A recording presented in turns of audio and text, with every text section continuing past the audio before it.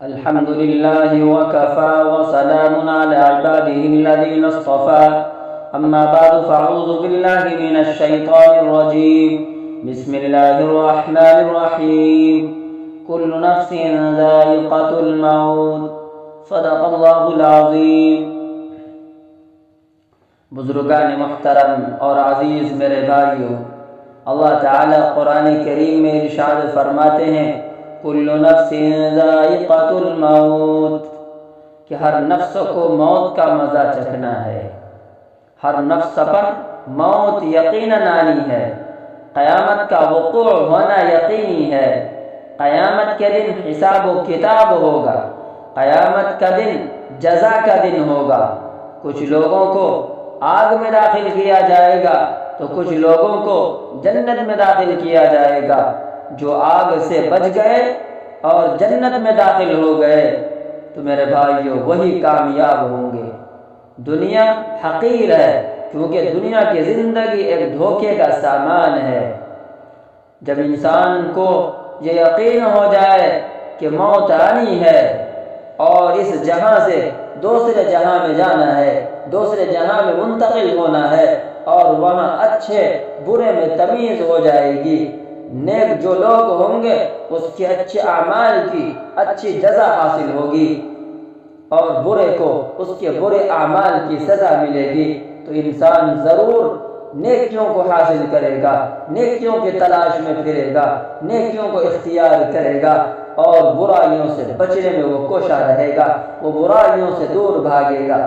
اللہ تعالیٰ قرآن کریم میں ارشاد فرماتے ہیں الذی خلق الموت والحیاة لیبلوکم ایکم احسن عملا، کہ وہ ذات جس نے پیدا کیا موت اور زندگی کو تاکہ وہ تمہیں آزمائے تم میں سے عمل کے لحاظ سے کون بہتر ہے۔ میرے بھائیوں، ہر چیز کا کوئی نہ کوئی منکر ہے، کوئی جنت کا منکر ہے تو کوئی دوزخ کا منکر ہے، کوئی انبیاء کرام کا انکار کرنے والا ہے تو کوئی فرشتوں کا انکار کرنے والا ہے، کوئی قیامت کا انکار کرنے والا ہے تو کوئی آخرت کا انکار کرنے والا ہے۔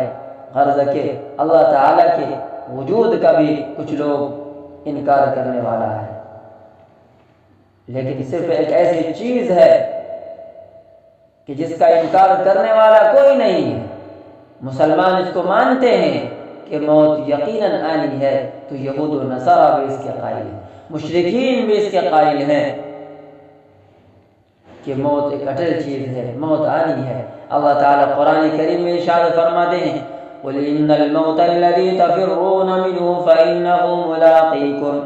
اللہ تعالیٰ فرماتے ہیں آپ فرما دیجئے، آپ بتلا دیجئے وہ موت جس سے تم بھاگتے ہو وہ موت تمہیں ضرور مل کر رہے گی۔ میرے بھائیو، موت ہر جگہ آ کر رہے گی۔ اللہ تعالیٰ قرآن کریم میں فرماتے ہیں اینما تکونوا یدرککم الموت ولو کنتم فی بروج مشیدہ، جس جگہ بھی تم رہو گے موت تم کو پالے گی، اگرچہ تم مضبوط محلوں میں بھی رہو گے وہاں بھی تم کو موت آ کر رہے گی، خواہ بستر پر ہو یا میدان میں رہو، میدان جہاد میں رہو، گھر میں ہو، سفر میں ہو، حضر میں ہو، کہیں بھی رہو گے موت تمہارے پیچھے پیچھے بھاگ رہی ہے۔ رزق بھی انسان کے پیچھے پیچھے بھاگتا ہے اور انسان رزق کی تلاش میں مارا مارا پھرتا ہے، لیکن موت انسان کے پیچھے پیچھے بھاگ رہی ہے مگر انسان اس کی تلاش میں نہیں پھرتا۔ میرے بھائیوں، ہمیں دنیا کے اندر کم رہنا ہے، تو اس اعتبار سے ہمیں دنیا کے لحاظ سے ہم دنیا کے اندر دنیا کے لیے کم محنت کریں اور ہمیشہ ہمیشہ ہمیں آخرت میں رہنا ہے، تو آخرت کے اعتبار سے ہم آخرت کے لیے زیادہ محنت کریں، آخرت کے لیے ہم زیادہ تیاری کریں۔ اللہ تعالیٰ سے دعا کریں کہ اللہ تعالیٰ ہمیں عمل کی توفیق عطا فرمائے۔